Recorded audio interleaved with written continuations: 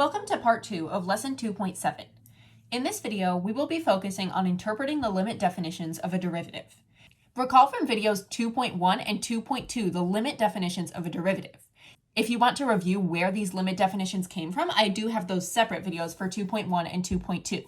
But the three limit definitions of the derivative that we'll be focusing on in this video, first we have f prime of x is equal to the limit as h approaches 0 of f of x plus h minus f of x over h. The next one is a limit definition at a point, so at the specific point A instead of the generic x. F prime of A is equal to the limit as h approaches 0 of f of a plus h minus f of a. And then the third one, another limit definition at a point, f prime of A is equal to the limit as x approaches a of f of x minus f of a over x minus a. It's important that you're able to recognize all three of these limit definitions because one of the ways that your knowledge of derivatives will be tested on the AP exam is with these limit definitions. Here's a sample problem that you might be given. It might say, evaluate the limit as h approaches 0 of 3 plus h squared minus 9 over h. So your instinct might be to do direct substitution here, but the issue here is that if you plug in 0 for h, you would get dividing by 0. So that's not going to work. We can't use the methods for evaluating limits that we learned in chapter 1. This, however, is a special case because it matches up with a specific limit definition. So the first thing that we have to do is we have to determine which limit definition did they use to get this.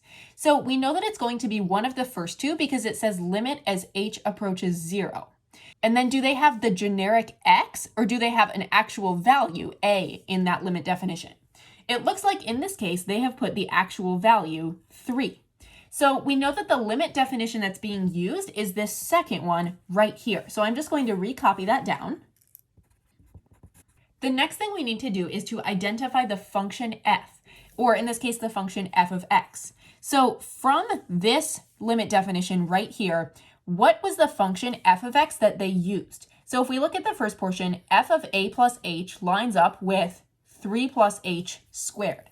This means that our original function, f of x, was equal to x squared because we see that we have a, which in this case is 3, a plus h squared. That means that f of x is equal to x squared. Then we need to identify a. What did they plug in for a? Well, we know that we have f of a plus h, and they've plugged in a 3 for a. Another way that we can verify this is that this limit definition is f of a plus h minus f of a. So if we know that f of x is equal to x squared, and we know that a is equal to 3, a squared would be equal to 3 squared, which will be equal to 9. And that makes perfect sense because over here it says minus 9. The last step here is to identify f prime of a. So now we have our function f of x and we have a. Now to find f prime of a, we first need to find f prime of x. In this case, f prime of x, we take the derivative of f here, and that would be 2x. And then we need to plug in a 3. So f prime of 3 is equal to 2 times 3. That means that our answer in this case would be 6. Just a quick note for the rest of this video. Some questions in the video do require the use of chain rule, which at this point in the curriculum for lesson 2.7 has not yet been covered. That is a chapter 3 topic. The questions that do require chain rule are marked with a star. So if you want to just follow along the best that you can in this video, or if you want to go take a look at the video for chain rule first, go ahead. This is just one of those weird lessons where we actually need knowledge from a future lesson. Evaluate the limit as h approaches 0 of 2 times 6 plus h cubed minus 432 all over h. The first thing to do is to identify which limit definition of the derivative they are using here. We know that it's going to be one of the first two because we see limit as h approaches 0, and then since we have an actual value, 6, plugged into our function f of x, and it's not just the generic x, we know that we're going to be using the second definition again. So now we need to figure out what is f of x. What was the function that was originally sitting right there if we had f of a plus h? Well, sometimes it can be helpful to actually identify a first. We know that in this case, a was equal to 6. So I'm just going to jot down a is equal to 6. They plugged in 6 for a, so then we have 6 plus h. But what function was that plugged into? Well, if this was the thing that was plugged in, that means that our original function, f of x, was 2x cubed. So f of x is equal to 2x cubed. Now remember, when we have the limit definition of the derivative in this format, that's really just telling us to go find f prime of a. And now that we have f of x and a, we can do that quite easily.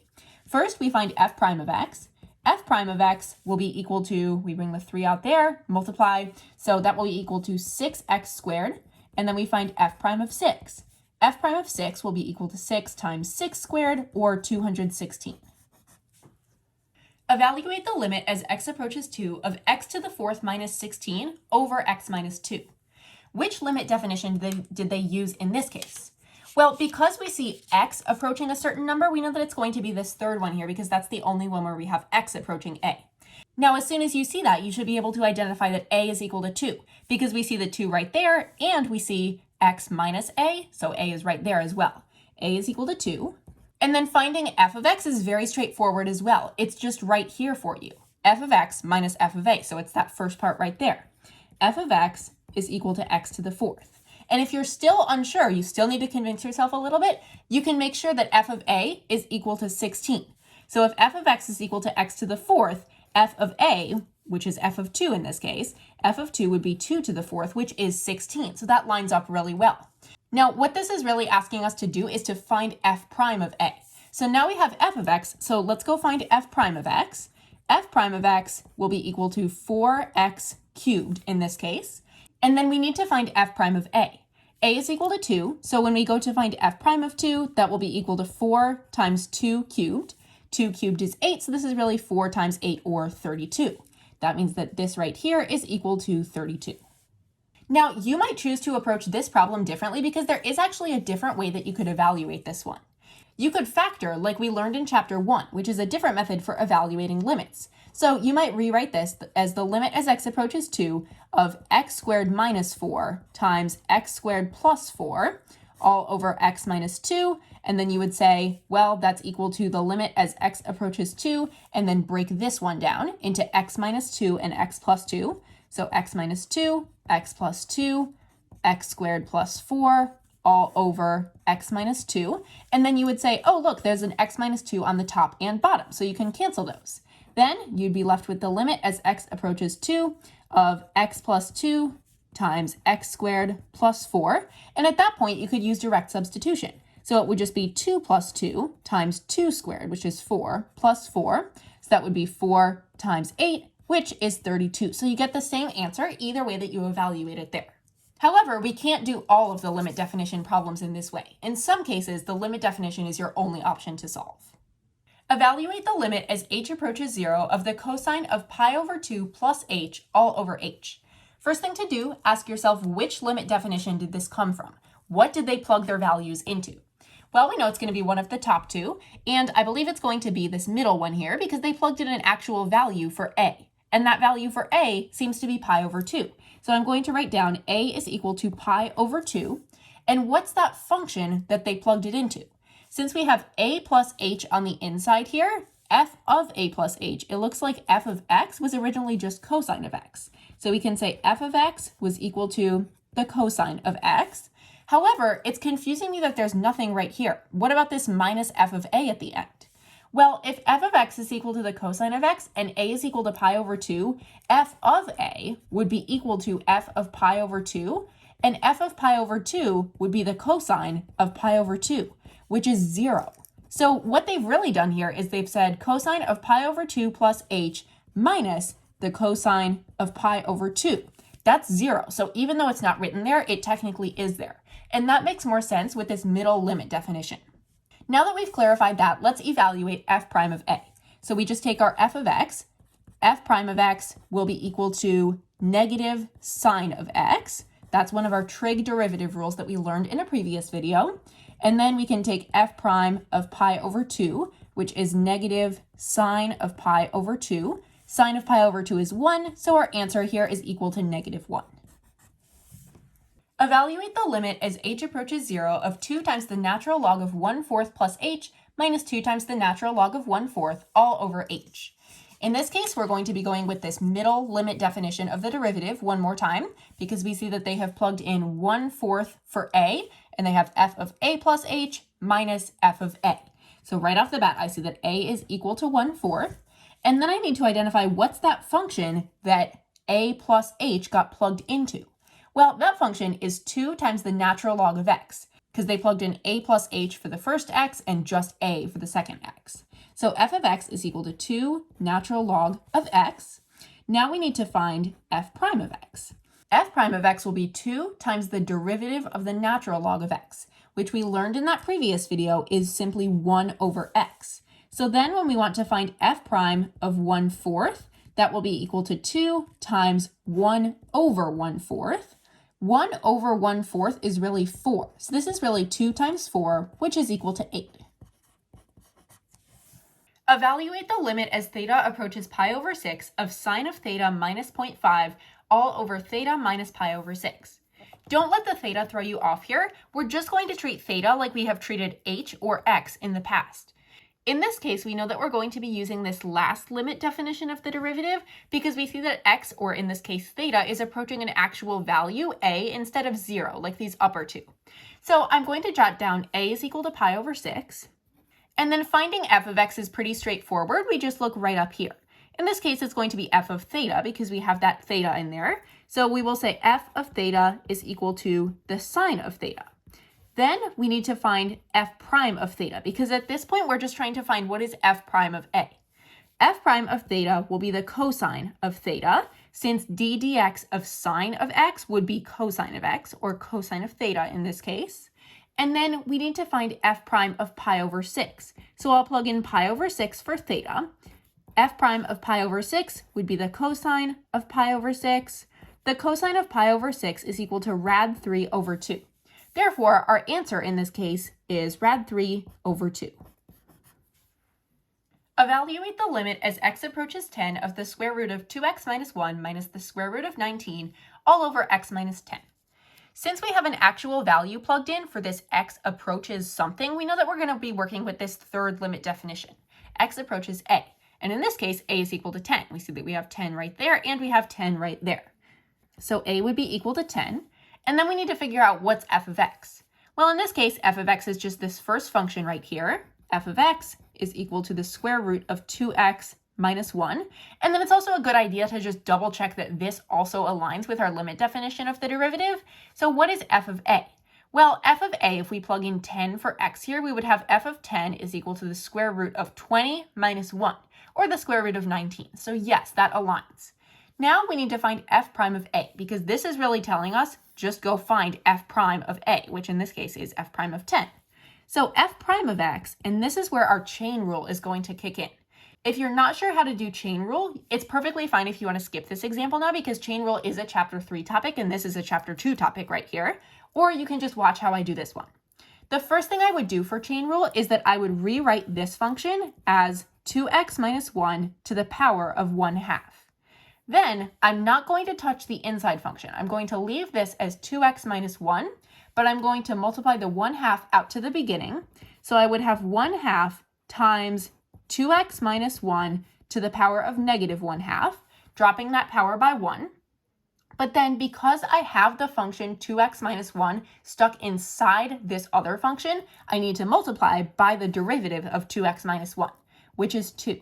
So when I rewrite f prime of x, that would be the 1/2 and the 2 would cancel. So I would just be left with 1 over the square root of 2x minus 1. That's f prime of x. Now I need to find f prime of a. F prime of a will be equal to f prime of 10. And f prime of 10, I just take this right here, 1 over the square root of 2 times 10 minus 1. That's 1 over rad 19. So this limit is really equal to 1 over the square root of 19. Evaluate the limit as h approaches 0 of 1 over 1 plus h minus 1 over h. First, which limit definition have they plugged this stuff into? Well, we know it's not going to be the last one because this is h approaching 0. And I know it's not going to be this one that has x because I don't see an x anywhere in here. I see that an actual value has been plugged in for a plus h. For a plus h, I see that a 1 has been plugged in for a. Therefore, I'm going to say a is equal to 1. But what function has this been plugged into? What is this function right here, if this is what was plugged into the function? Well, I'm going to say that f of x is equal to 1 over x because they plugged in a plus h, or 1 plus h, into the function 1 over x. This makes sense if we think about this negative 1 at the end, because the negative 1, that would have to be minus f of a. f of a in this case would just be f of 1, and that's 1 over 1, so minus 1. That makes total sense with this example. Now I need to find f prime of x. Before I find f prime of x, though, I'm going to rewrite this as x to the power of negative 1 to make this easier to use the power rule. Then, when I find f prime of x, I multiply this negative 1 out to the beginning, so I have negative x to the power of negative 2, because you drop the power by 1. That's really negative 1 over x squared. So then, when I find f prime of a, or f prime of 1, which is really what this is asking me to do, that's that's negative 1 over 1 squared, which turns out to be negative 1. Therefore, this answer is negative 1. Evaluate the limit as x approaches negative 2 of 2x squared plus x minus 6 over x plus 2. Now, one method that you could approach this with is you could just factor the numerator and then see if anything will cancel. That is a perfectly legit method in this case because we see that if you were to plug in negative 2, you would get a 0 on the bottom, but if you factor and cancel, you would get an actual answer. However, you can also do this problem using the limit definition of the derivative. We would use the third limit definition here. X approaching a, we know that a is going to be equal to negative 2, and you might say, wait, but there's a plus 2 here. Well, that's because this is supposed to be x minus a, so x minus negative 2, that forms an x plus 2 down here. So a would still be equal to negative 2, and then what did they use for f of x here? Well, it looks like they've used 2x squared plus x for f of x, and then I'm going to check that by making sure that f of negative 2 is equal to 6. So f of x would be equal to 2x squared plus x. Then I just want to make sure that this lines up with my limit definition. I'm going to find f of a, which in this case, it looks like it should be 6, but I'm going to check. F of a would be f of negative 2, which would be 2 times negative 2 squared minus 2. That would be 8 minus 2, which is 6. So perfect, that one lines up. Now, what this is really asking me to do, because this is the limit definition of the derivative, it's saying this is equal to f prime of a. Now that we have f of x and a, we can find f prime of x and then f prime of a. F prime of x would be 4x plus 1. F prime of a would be f prime of negative 2, which is 4 times negative 2 plus 1, which is negative 7. Therefore, this is equal to negative 7. Suppose f of x is equal to 2e to the x. Evaluate the limit as x approaches 2 of f of x minus f of 2 over x minus 2. Well, they made our job really easy here because they've already identified f of x for us. So now we just have to glance at which limit definition did they plug this into. Well, it's the third one because they have limit as x approaches an actual number here, and in this case, that actual number is 2. We already know exactly what f of x is, and since this perfectly matches that limit definition, limit as x approaches a or as x approaches 2 of f of x minus f of 2 over x minus 2, that perfectly matches, we just need to find f prime of 2. First, let's find f prime of x. F prime of x would be 2e to the x. 2 is the constant multiple, and e to the x is its own derivative. Then we need to find f prime of 2. F prime of 2 would be 2e squared, and that would be our answer. For any real number x, the limit as h approaches 0 of 2x plus h squared minus 2x squared over h is equal to what?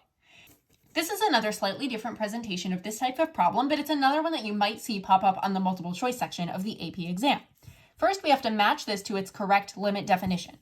In this case, it looks like we're going to be going with the first limit definition because we have actual x's plugged in. We have an x plus h plugged into this function here. So first, I'm going to go about identifying the same things that I usually did, but in this case, I don't need to identify a because I don't have any a in this problem. I only have x plus h, but I will need to identify f of x.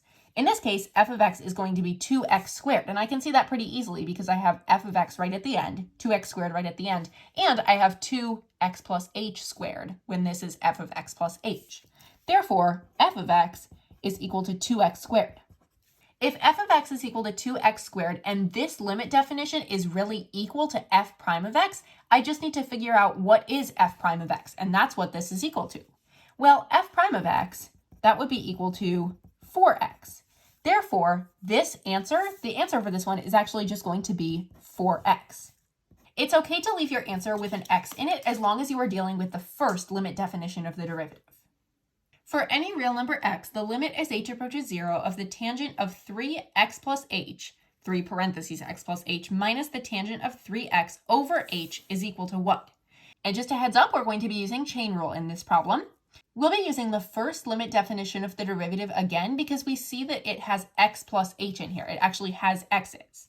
Now, again, we're not going to be able to identify an a because there's no a that's been plugged in, but we can easily identify f of x as this last term right here, or the tangent of 3x. So f of x is equal to the tangent of 3x. Then we need to find f prime of x. First, we ignore this inside function and we just treat that like it's a normal x. The derivative of tangent x will be secant squared of x, as we will learn in a future video.